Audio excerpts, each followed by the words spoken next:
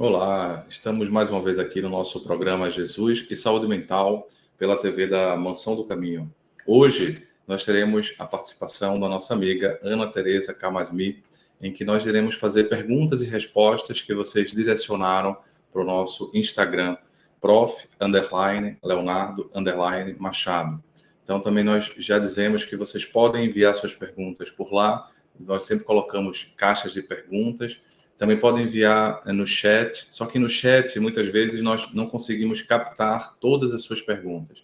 Às vezes, vocês colocam também nos comentários do YouTube, da TV da Mansão, a gente consegue resgatar. Então, os dois lugares melhores são nos comentários do YouTube ou nessa caixinha de perguntas do nosso perfil do Instagram. Então, nós fizemos uma seleção dessas perguntas que nos chegaram e vamos aqui hoje responder junto com a nossa amiga Ana Teresa Camasmi, para que a gente possa falar à luz da doutrina espírita, à luz dos conhecimentos da psiquiatria, da psicologia, para que possamos apurar um pouco mais a nossa saúde mental no sentido saudável. Então fica conosco depois da nossa vinheta.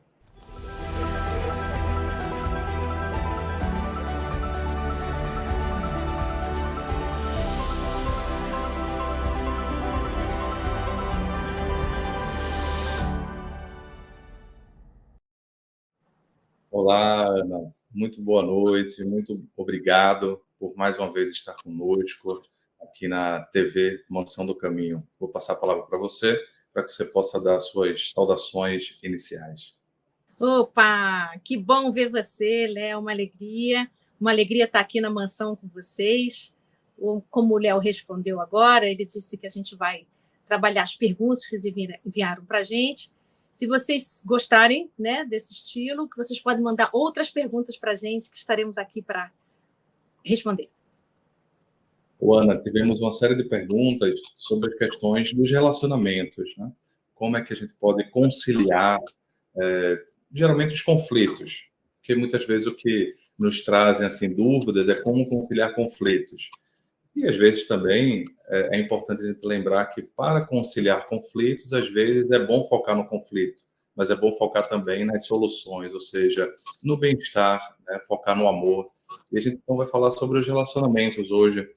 E uma pergunta que fizeram foi assim, sobre relação tóxica. Como é que a gente pode entender e explicar a atração por pessoas tóxicas? É uma pergunta interessante, porque ela direciona a pergunta, essa pessoa, não para a pessoa tóxica em si. Ela pergunta, como é que eu posso me livrar dessa pessoa tóxica? Porque aí é interessante que ela já faz a pergunta, como é que eu posso explicar a minha atração e a atração que muitas pessoas têm em manter o relacionamento tóxico, e às vezes mais do que isso, né, Ana?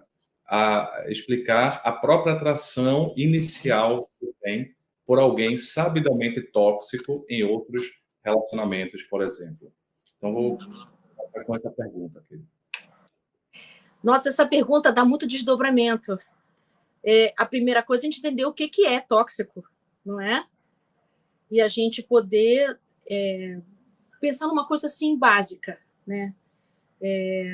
Talvez o que é tóxico para mim não seja tóxico para você, então a gente às vezes generaliza termos e a gente precisa deixar isso um pouquinho mais claro, né?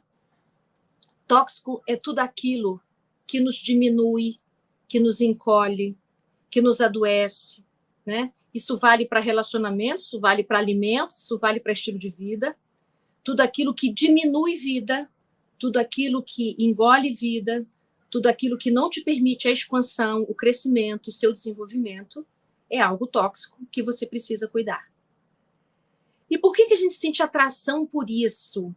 E por que a gente demora a reconhecer que aquela relação, aquela circunstância é tóxica para a gente? Porque nós temos alguns ganchos, alguns penduricalhos do tempo que ficam no nosso coração. Então, assim, é na infância e na adolescência que a gente aprende a amar com a nossa família. A gente aprende a amar com o nosso pai, com a nossa mãe, com os nossos irmãos, nos vínculos que a gente vai estabelecendo. E a gente chega na vida adulta com esse aprendizado para poder rever esse aprendizado e fazer os ajustes para a vida adulta. Mas muitas vezes, na maior parte das vezes, a gente não tem clareza desse nosso jeito de amar e temos dificuldade de fazer esses ajustes e as devidas adequações. Então, vamos imaginar uma pessoa que nasceu numa família muito violenta. Para uma criança, aquela violência é algo natural. Se ela vê todo dia gritos, se todos os dias ela vê violência física ou verbal, ela cresce entendendo que amor é assim. Ou se ela cresce entendendo que o amor se dá, que os relacionamentos se dão na indiferença, no afastamento, no fechamento, ou crianças que viveram com pais doentes psiquicamente, uma mãe com uma depressão longa, ou um pai que tem droga-adicção, ou qualquer coisa parecida, esquizofrenias, crises. É natural isso. Há crianças que passaram toda a sua infância visitando seus pais em hospitais psiquiátricos, por exemplo, ou em presídios. Então, cada um de nós sabe por onde passou para aprender a amar. E tudo isso compõe o que a gente entende sobre relacionamento afetivo. Se você teve, por exemplo, pais ou mães que tiveram muitas tentativas de suicídio, que ouviram o tempo inteiro a ameaça de abandono, né? Vou te largar, vou te deixar, vou te abandonar. Então, cresce com a experiência de amor muito fragmentada e adoecida. Chega na vida adulta com muitos déficits, com muitas carências afetivas, e espera encontrar nos relacionamentos amorosos aquilo que lhe faltou. Mas, para poder encontrar o que faltou, na verdade, passa olhando para o mundo, procurando o que conhece. Então, as relações tóxicas que podem aparecer na vida adulta, elas não são novidade. Se te atrai, se você se sente próximo daquilo, pode ser que você queira salvar, pode ser que você queira ser visto, pode ser que você queira ser amado, pode ser tantas coisas. O que te atrai? O que ainda te deixa aí? Em primeiro lugar, o que me passa é que para você é familiar alguma coisa desse nível. Então, você precisa de ajuda para poder rever as gênesis. Como é que é seu jeito de amar? Como é a sua maneira de expressar o seu afeto? Quais são as atitudes do outro que faz com que você se sinta amado, querido, desejado? Você precisa fazer uma visita nesses lugares e uma psicoterapia é um lugar bem propício para você descobrir isso. E uma vez descoberto, você vai precisar de um grande trabalho de poder curar essas dores velhas para você começar a desgostar dessa atração, para você começar a soltar essa atração, porque as coisas que nos atraem, a gente fica muito impulsionado nessa direção. Aprender a resistir é um grande trabalho. Isso tudo tem solução, graças a Deus tem, e nós estamos aqui reencarnando para poder curar essas relações adoecidas. Curar essas relações adoecidas, eu não estou querendo dizer que tem que ficar junto ou tem que ficar separado, isso aí cada um vai poder cuidar. Mas você precisa curar no seu coração esses modos adoecidos de amar e de reconhecer, sentir-se amado. Ô, Ana, gosto de fazer um paralelo com esse termo da tóxico com o conceito de obsessão da doutrina espírita, porque nessa perspectiva de que tóxico é algo que tira a nossa vida, que nos diminui, que nos tira a vitalidade, vem muito ao encontro do conceito de obsessão. A obsessão é um tipo de relação que nós estabelecemos e que essa relação tira a vitalidade. Ou nossa, ou nós tiramos do outro. Porque e é interessante o conceito de obsessão, que vem ao bojo do que essa pergunta, porque no conceito espírita de obsessão, o problema não está só no outro que está me influenciando, mas a questão ou o problema também está em mim, que dá essa abertura à influenciação. E esse problema que está em mim, Allan Kardec, ele traz muito bem, de forma pontual, dizendo que muitas vezes o obsediado é obsessor de si mesmo. Então, ele vai trazer, justamente na linguagem que ele tinha na época, e por isso me parece bastante pioneira e bastante profunda, de que, olha, existem relações que são relações abusivas, são relações, portanto, que desvitalizam, relações que são tóxicas. Essas relações nós chamamos de obsessão, porque é fixa. E apesar de tirar a vitalidade, a pessoa não consegue se livrar. Só que esse problema da obsessão ela está na autoobsessão. Então, como eu me relaciono toxicamente comigo, como eu me relaciono obsessivamente comigo, como eu me relaciono negativamente comigo, eu vou abrir a brecha para desvitalização com o outro, ou vou desvitalizar o outro. Porque, por exemplo, eu estou acostumado, aí é interessante o termo familiar, no sentido de ser alguma coisa que eu estou acostumado. É um padrão, né? Que apesar de ser desvitalizador, é um padrão que eu conheço. Então, como é o padrão que eu conheço, às vezes eu nem sei mudar porque eu não estou acostumado a outro padrão de comportamento. E aí, se a gente sinaliza isso, Ana, com a perspectiva reencarnacionista, ou seja, de múltiplas vidas, a gente vai entender esses pontos que a Ana trouxe, com muitos exemplos da relação mais primordial que nós estabelecemos nessa existência, que é a nossa relação com a parentalidade, aquele que é pai e mãe e aquele que funciona como pai e mãe, né? Porque não é necessariamente a figura biológica, mas a figura de parentalidade que a gente se estabelece.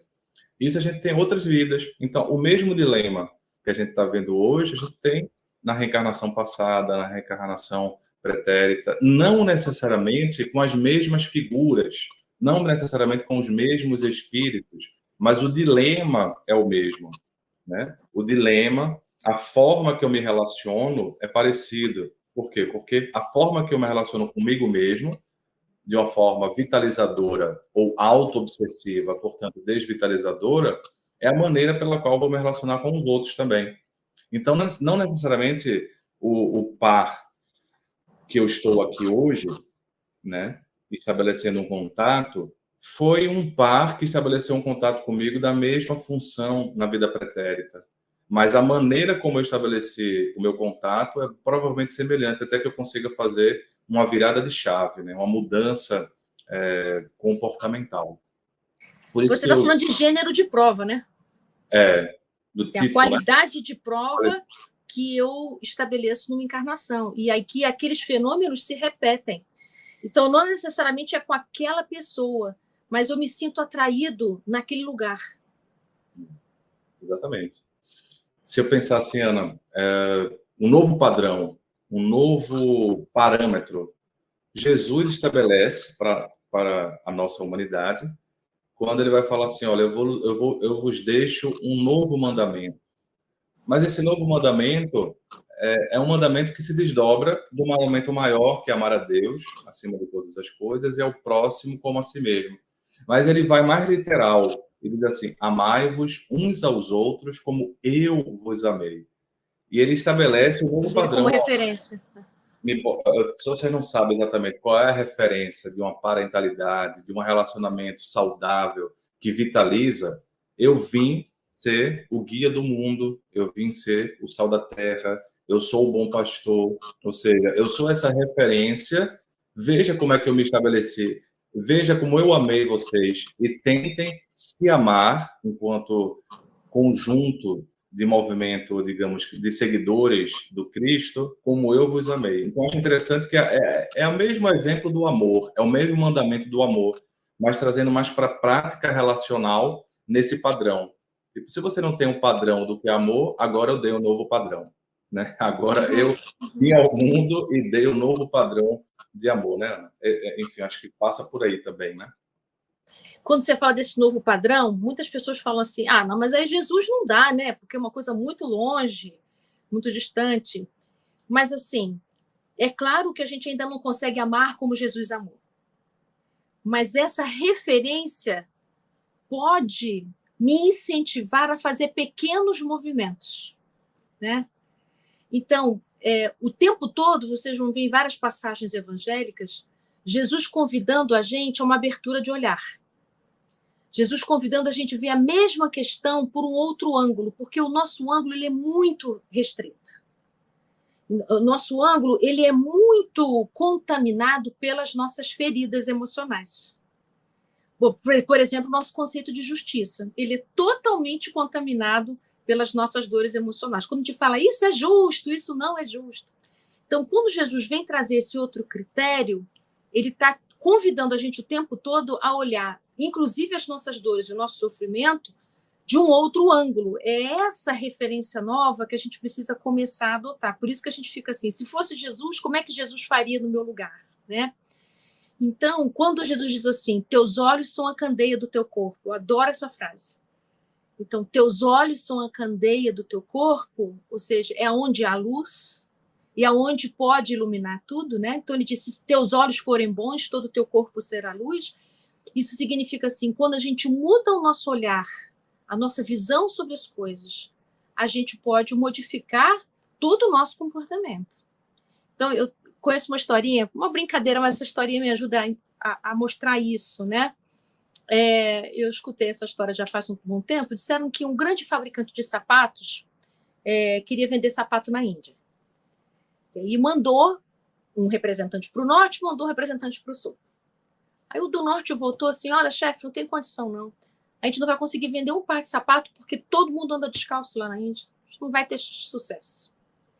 Aí o que foi para o sul chegou e disse, chefe, vai ser nós vamos arrebentar de vendas lá no sul, porque lá ninguém usa sapato. Então, essa brincadeira, né, essa história pequena, fala assim, quando a gente tem esse tom para a vida, do mau humor, do pessimismo, do negativismo, das coisas que são para baixo, né?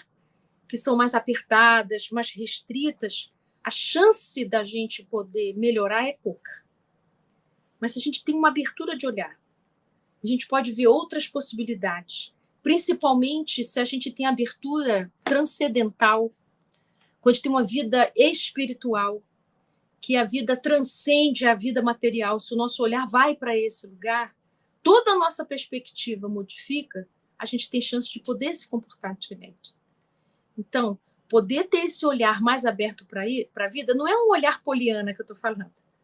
É quando a gente começa a entender a vida de um outro ângulo, a gente vai podendo melhorar a maneira como a gente cuida de si e cuida dos outros. Aí eu acho que essa questão da autoobsessão tem a ver com isso, sabe?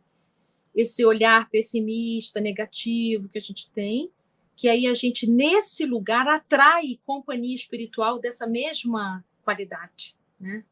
Então, precisa trabalhar esses pensamentos costumeiros de negativismo, de pessimismo, de mau humor. Tem pessoas que de manhã não pode falar com ninguém, não. De manhã ninguém pode falar comigo, né? Então já acorda nessa frequência negativa, eu fico pensando, meu Deus, onde é que teve durante a noite, né? Onde esse espírito esteve? Para já acordar assim, né? Então, isso pode determinar um dia, né? A ideia de que Jesus é a referência, e ele se coloca como referência, como o ideal, mas não necessariamente é o real para nós. Ou seja, claro. o ideal a ser seguido, né? Mas eu não sou o Jesus, eu não sou o Cristo, eu sou uma alma que está tentando se cristificar. Então, parece que tem tempo, né? Aí existe o concurso do tempo, porque senão você entra no outro dilema, que é o masoquismo do ideal. Né? É verdade. Você fica uma pessoa masoquista no sentido de sempre se punir, porque não é ainda a referência que gostaria de ser. E aí entra, às vezes, em outro problema, que é a hipocrisia do ideal. Acaba se tornando uma pessoa que mente para si mesmo e acaba tornando um comportamento hipócrita no sentido de ser mentiroso psicologicamente para si mesmo. Né? Então, é a referência como um novo padrão. E aí tem uma questão que vem nesse aspecto, que ela fala assim, eu queria, se vocês pudessem, dizer exemplos práticos de como melhorar a autoestima para evitar a dependência emocional. Porque eu estou colocando que é uma consequência? Porque uma das características também de relações que desvitalizam são relações que não nos deixam com a visão de que nós não temos uma autonomia. A dependência nos coloca na perspectiva que nós não temos autonomia. E é interessante que ele sinaliza bem, com autoestima, ou seja, como eu me vejo, autoestima, como eu me avalio. Se a minha autoimagem é um pouquinho melhor, né, qualitativamente falando, que é interessante a ideia do qualitativo. Eu troquei aqui, a pergunta foi aumentar no sentido quantitativo. Mas aumentar quantitativamente falando pode ser um viés para uma vaidade excessiva, né? Melhorar qualitativamente falando é um tom e sai de um narcisismo autossuficiente, e aí eu acho, né, me engano que eu sou totalmente independente, e é um engano, porque ninguém é totalmente independente, todo mundo se influencia, essa é a realidade da existência universal. E aí eu mudo o foco para uma relação de maior autonomia, ou seja, eu percebo que eu não sou autossuficiente, mas eu também não sou dependente emocionalmente nessa perspectiva. Aí eu entro no equilíbrio, ou não gosto muito da palavra equilíbrio, mas harmonia. A harmonia é quando eu toco várias notas ao mesmo tempo. Eu gero o acorde na música, eu gero a polifonia. Ou seja, uma nota sozinha, ela não faz uma harmonia. Ela precisa de mais notas para formar a harmonia universal. E essa harmonia ela envolve uma sonoridade, né? E essa sonoridade envolve uma vitalidade. Então, uma coisa prática, falando com isso, ele perguntou coisa prática. Não buscar autossuficiência, porque autossuficiência é mais narcisismo patológico, disfarçado, e é um engano, um engano, né? E aí, como é que eu posso melhorar um pouco? Fabiana, comemorar um pouco mais as vitórias da vida, olhar para si mesmo e dizer assim, poxa, que coisa boa, eu consegui, que bom, eu queria isso, né? Porque a gente sempre, senão, vai ficar sempre colocando para baixo e sempre vendo o que falta melhorar. E aí sempre fica nessa sensação de que eu sou um perturbado desqualificado, né? Sim, sim. Eu estava aqui pensando, você está falando daquela história do copo cheio e copo vazio, né? Assim, eu fico olhando para o que falta e não consigo me nutrir do que eu conquisto, né? É isso. Olha, e sobre autoestima a gente tem muita coisa para falar. Dá tempo de eu falar? Pode. Assim, como é que uma criança, um adolescente, ainda antes da fase adulta, como é que ele conquista a autoestima? Né? Como é que a gente vai fazendo esse patrimônio do amor a si mesmo, que não é egoísmo, não tem nada a ver com egoísmo isso, com amor a si, com autorrespeito. É assim, cada vez que a gente vai crescendo, 2, 3, 4, 5 anos, vai indo, a gente vai carregando pesos emocionais do nosso tamanho, desafios emocionais do nosso tamanho. E aí, a cada desafio, eu comemoro conquistar, eu vou assegurando para mim do quanto eu sou capaz. Então, quando você aprende a ler e escrever, você aprende os números da matemática, vai fazendo prova na escola, nossa, olha como é que eu sou capaz. Então, você vai adquirindo. Agora, se você der para uma criança de 7 anos um cálculo diferencial, ela vai entrar em depressão, em tristeza profunda, às vezes, porque não deu conta, porque ela se colocou para um desafio maior do que as suas condições cognitivas. Então, o que nos impede de formar uma autoestima sadia, boa, é quando a gente carrega pesos maiores do que nós podemos suportar. Então, por exemplo, quando eu quero salvar minha mãe, quando eu quero salvar o meu pai, né? Uma vez eu vi uma cena na rua, assim, que tinha uma mãe, assim, choramingando, né? E aí a filhinha dizia assim, não fica triste não, mamãe, me dá um abraço aqui. E aí ela veio na direção da mãe, mas ela tinha 3 anos, tá? Então, quando eu olhei aquilo, eu falei assim, é assim que a gente fica com dificuldade de formar nossa autoestima, porque ela está carregando o peso do sofrimento emocional de um adulto. Isso é demais para uma criança de 3 anos. Então, o que a mãe tem que fazer nesse momento? Não, filha, pode deixar, a mamãe aqui resolve, isso aqui já vai passar.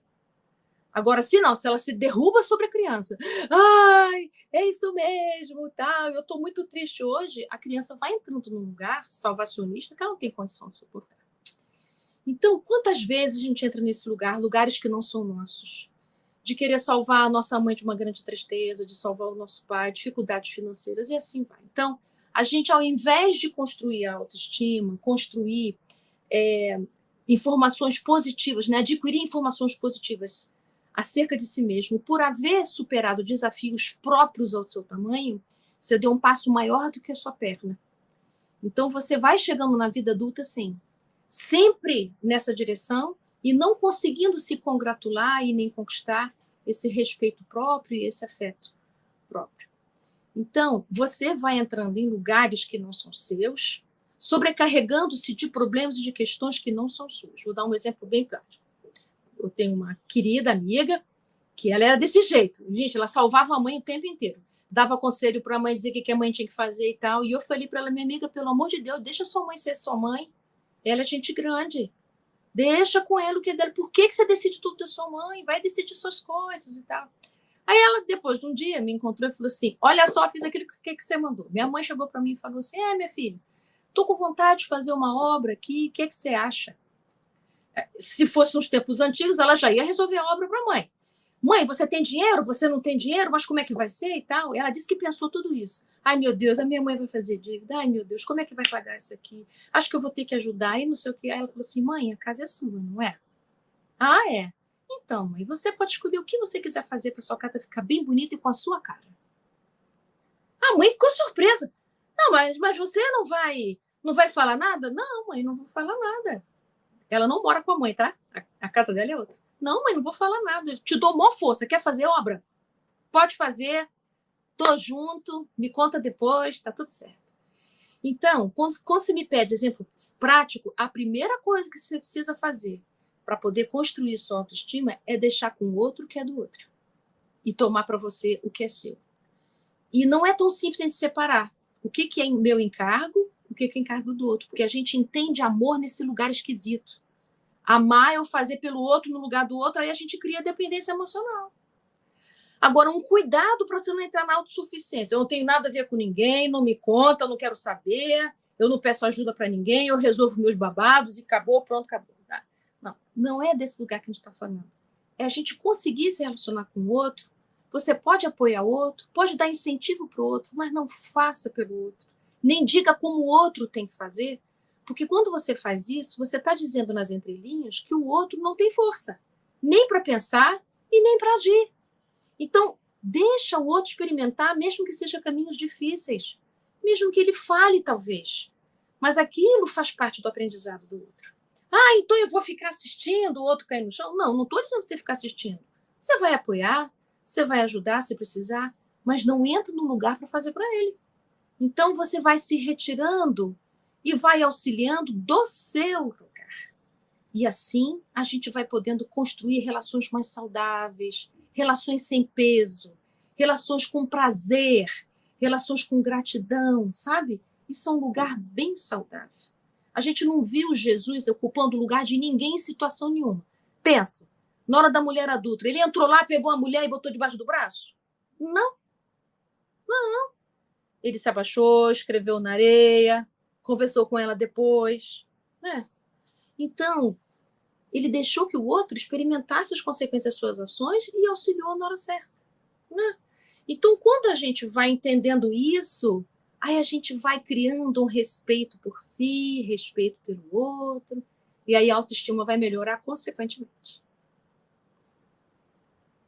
A ideia de que aquele que quiser me seguir, que pegue a sua cruz e me siga. Né? Eu não vou pegar a sua, né? Posso, né? Não me dá sua cruz aqui. É a resistência por si mesmo, né? E a ideia também do samaritano, quem é o próximo mais próximo? É aquele que ajudou, foi o samaritano. Mas veja que o samaritano, ele ajudou, levantou a pessoa que estava caída, botou, fez um pouco mais. Botou na hospedaria, disse que ia pagar aquele dia e algo a mais ele pagaria, mas o samaritano voltou para o caminho que ele estava. Então, ele se atrasou um pouco, mas ele não se retardou totalmente, né? Então, assim, faz o que é possível, mas segue a tua trajetória, para que o outro também possa aprender a comandar, né? Como andar e comandar a própria vida, né? Adorei o trocadilho. Isso. Querida, eu queria compartilhar uma história real e recente. Aqueles que acompanham aqui o programa também viram que alguns programas foram reprises recentemente. Por quê? Porque eu tive que fazer uma pausa, na verdade, porque não tinha os programas que eu tinha já feito, já tinha botado no ar, a gente não conseguiu encontrar horários para gravar e estava lá com as viagens, né? Então tive fazendo palestras e algumas vezes fala a verdade, você estava comendo chocolate. Estava fazendo e algumas vezes não deu. Aí sabe que coisa interessante, Ana? Essa coisa do se congratular, né? Eu queria compartilhar uma coisa real. Então, foram 13 dias de jornada de palestras espíritas, pela Alemanha, pela Suíça, sobretudo, por causa do chocolate, né? Exatamente. E também a Áustria e Portugal. Mas, especialmente ali, aquela parte da Europa que fala alemão, né? Que é a Suíça, que foi para a parte da Suíça que fala alemão, a Munique, que fala alemão, né? A Alemanha, e a Áustria, Viena, que também fala alemão. Então, tinha ali uma cultura muito, muito parecida entre esses. E em duas existências anteriores, eu tenho notícia, eu sei, né, que eu convivi, não nasci naquela região, mas vivi naquela região que fala alemão, né? Então, Não, que bacana! Você fala alemão? não. Mas foi curioso, Ana, que quando eu cheguei no local, logo no primeiro dia, na casa da pessoa que foi a minha anfitriã, que eu fiquei mais tempo na casa, eu peguei no sono, né? E não foi jet lag, nada não. Foi um sono muito curioso, em que eu tive um desdobramento e me vi ali, numa reunião espiritual, e ali falando alemão e eu entendendo o raciocínio alemão, né? E a viagem foi muito... E foi o único desdobramento que tive naquele momento. Foi logo no início. E foi realmente uma viagem muito produtiva em termos de espiritismo, em termos de divulgação do evangelho.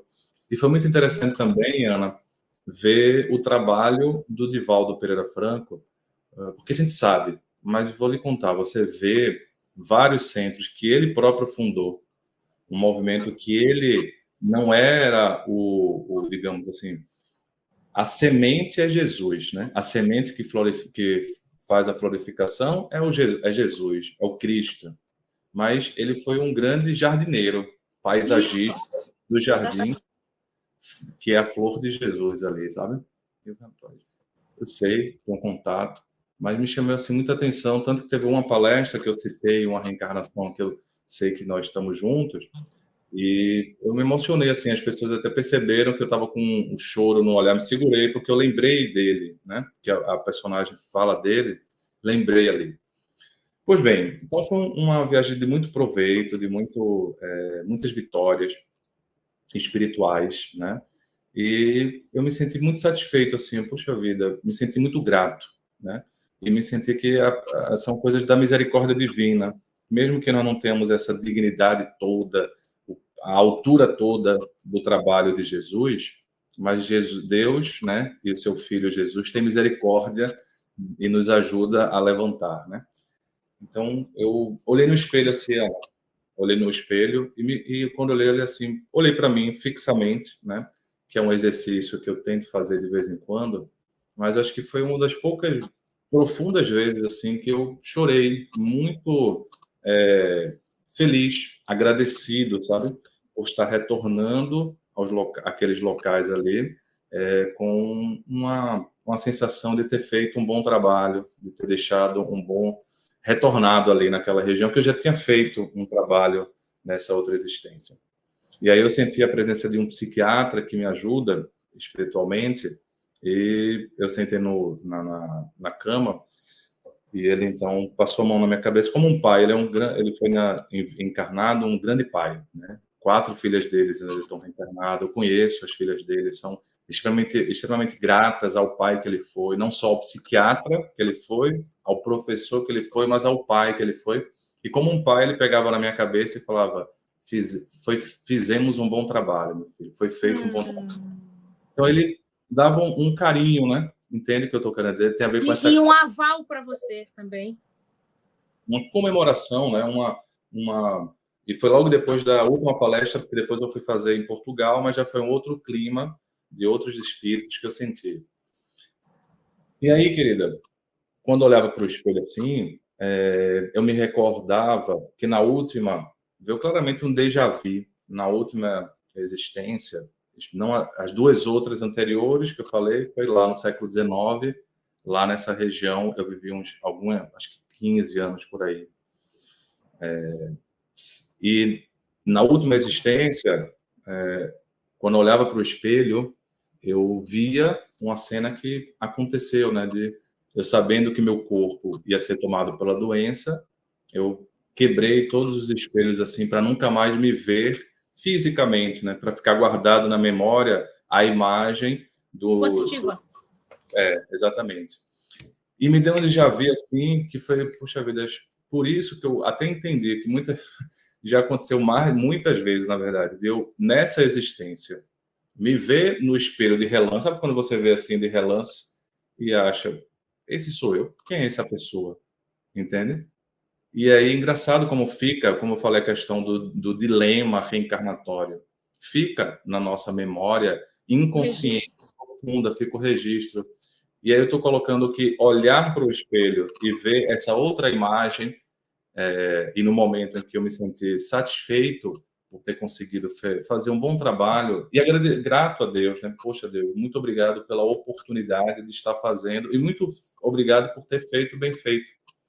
Então, é nesse sentido que eu estava querendo dizer em relação à autoestima, olhar-se e se congratular pelo que você conseguiu colher de bom hoje. Nem que tenha sido só um final de semana, mas pelo menos foi o único final de semana que você não foi um perturbado desqualificado. Foi um perturbado com alguma qualificação, então já é alguma coisa. E essa alguma coisa a gente precisa se olhar para se introjetar uma nova imagem que a gente deseja ser em um futuro. Então, essas coisas são pequenas, assim, mas como foi bom. E eu fiquei fixado e chorava, assim, chorava muito, mas o choro Lavou, né? Lavou. lavando a alma, né? Lavando o perispírito. Então, eu queria compartilhar essa estratégia, que é uma coisa que... E é uma experiência tão bonita essa que você está falando, porque mostra também como é que a misericórdia divina funciona. Às vezes a gente acha que por ter deslizado no passado, a gente tem uma existência toda pesada, com sofrimento, com sangue, suor e lágrimas, mas um ajuste na alma, uma harmonia da alma também se dá através do trabalho do bem. Então, quando você hoje pode esclarecer tantas pessoas, quando você hoje pode atender tantas pessoas, você, psiquiatra, você atende muita gente, ouve muitos corações, ajuda muitas pessoas a encontrar o seu eixo novamente, seja fazendo palestra, atendendo qualquer coisa, você está ajustando, você está harmonizando os deslizes, os caminhos. Então, eu acho que quando você chora, é também você não só se reconhecendo, né? Quem sou eu mesmo, né? Não só se reconhecendo, mas também pacificando o seu coração. Então, quando a gente agradece, ai meu Deus, muito obrigado por essa oportunidade do trabalho. Como eu agradeço a oportunidade de estar aqui conversando com vocês, é porque é assim que a gente consegue quitar os lugares estranhos, os lugares sombrios da nossa alma. A gente melhora muito. Quanto mais a gente se dedica ao trabalho do bem de uma maneira alegre e não pesada, sacrificiosa, né, boa, se for desse lugar bom, se for desse lugar positivo, para frente, esperançoso, mais a gente vai ficando com saúde emocional, né? A gente está falando aqui de saúde mental. A saúde, ela vem através disso. Então, achei belíssima a sua experiência, pelo reencontro e por você estar hoje numa situação que você pode fazer tanto, né? Que coisa boa. A gente Que vai belo. consolidando, né, Ana? Esses momentos servem para consolidar conquistas, não só a questão de sanar dívidas, mas consolidar conquistas, porque uma coisa vai levando a outra. Quando Exatamente. você tem dívidas e faz dessa maneira mais consciente, que é o foco na consolidação, vamos supor. Exato, As estratégias da psicologia tradicional ou da psiquiatria tradicional, ela acaba, digamos assim, focando em tapar o buraco, digamos assim. Isso. Né? Resolver o problema, que vem assim a coisa da sanar a dívida. E esse olhar, que é um olhar de gratidão, né? Um olhar de acaba sendo consolidar o movimento. O buraco já está ali meio organizado, já tem um reboco, né? Já tem um reboco. Mas quando você faz esse olhar, porque se você sanou uma dívida, já tem um reboquinho. Mas quando você faz esse olhar, você pavimenta e deixa um pouco mais consolidado. Então, uma coisa pode levar a outra. Parece simples, ou a mesma coisa, mas uma complementa, né? O olhar da gratidão, o olhar da congratulação, né? Isso. Eu sei que já está fechando o nosso tempo, mas eu queria só lembrar quando Jesus cura os 10 leprosos. Dos 10, um volta para agradecer. E eu gosto dessa descrição do evangelho porque, assim, diz que esse leproso, ele chegou diante de Jesus e se prostrou aos pés. E foi levantando o olhar até encontrar o olhar de Jesus, um olhar de gratidão. Digamos assim, se é que cura tem graus, é o que mais se curou. Ou que tem uma cura um pouco mais efetiva. Por quê? Jesus não precisa do nosso agradecimento. Não é isso, não é essa a questão.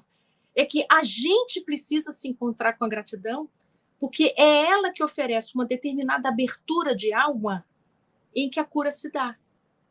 É um lugar, o único lugar, eu creio, em que a gente experimenta a humildade de verdade. Porque não é uma humildade pensada, é um estado de alma humilde em que a gente se sente pequeno, não no sentido de fraco e de menor, pequeno diante da grandeza de Deus. Esse é o lugar certo da criatura. E é onde a cura pode se dar. Muito, muito bacana. Beleza, pura. Vamos, então, ficar por aqui, mas ver que foram 2 questões que se desdobraram em 5. Nossa! A gente consiga sentir que contemplamos hoje várias questões. E voltamos na próxima terça, ou nas próximas terças, exatamente. Não sei exatamente qual a terça, mas voltaremos. Obrigado, Ana. Muito obrigado pela paciência também de vocês.